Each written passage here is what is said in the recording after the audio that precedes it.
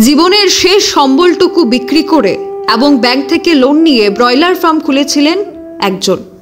কিন্তু এখন বিধ্বংসী ঝড়ে সর্বশান্ত এক দম্পতি। গোকুলনগর ভৌমিকপাড়ার বিজয় সরকার এবং তার স্ত্রী শেষ ভরসা এখন সরকারি সাহায্য। জীবনের শেষ সম্বল তা বিক্রি করে ব্যাংক থেকে লোন নিয়ে সন্তানের ভবিষ্যতের কথা চিন্তা না করে 12 লক্ষ টাকা ব্যয় করে ব্রয়লার মোরগের খামার খুলেছিলেন গোকুলনগর ভৌমিকপাড়ার বিজয় সরকার। স্বামী স্ত্রী অক্লান্ত পরিশ্রম করে যাচ্ছেন সে খামারের মধ্যে। তাদের একটাই উদ্দেশ্য, পরিবারকে দুমুঠো খাবারের ব্যবস্থা করা। আচমকা কয়েক মিনিটের ঘূর্ণিঝড়ে ভবিষ্যতের স্বপ্ন ভেঙে চুরমার করে দিল। এখন সন্তানদের নিয়ে স্বামী স্ত্রী এক প্রকার রাস্তায় গিয়ে দাঁড়ালো সবকিছু হারিয়ে।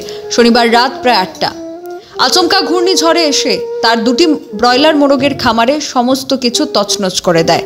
মাত্র দুদিন আগে 2500 মোরগের ছানা প্রতিটি 50 টাকা করে ক্রয় করেছিলেন খামারের মধ্যে।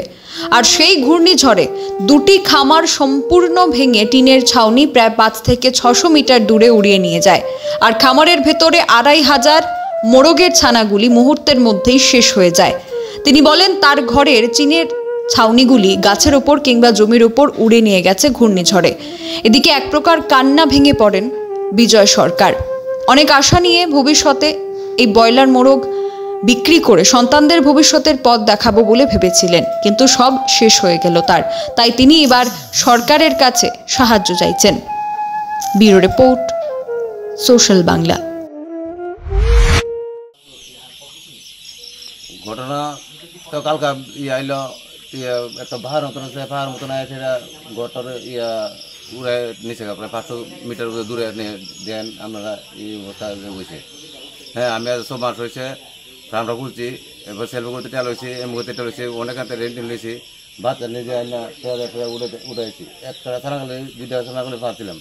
এরপরে আবার ওখানে ওই আজকে 6 জিনিসের বাচ্চা উঠাইছি।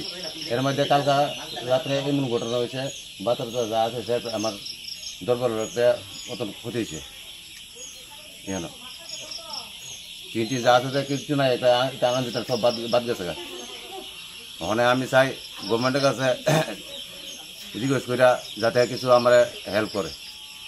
কতটি বাচ্চা আছে এখানে? 2500। কবে আনছিল বাচ্চাগুলি? বাচ্চা আনছি কত তারিখে আসলো? 29 তারিখ। সবগুলি শেষ? হ্যাঁ, সবগুলি শেষ। হ্যাঁ, এই যে বাচ্চাটি অবস্থা, একটা বাচ্চাতে 50 টাকা গড়িতে বাচ্চাটি আসলো। কি আপনার দাবি থাকবে কি? দাবি বলতে সরকারের যাতে আমার একটু হেল্প করে, যাতে আমি এটা আবার নতুন করে করতে পারি। আমি তো বাচ্চা এটা দিয়ে যাক, একটা করলে নিজে খাটলে মনে করে এটা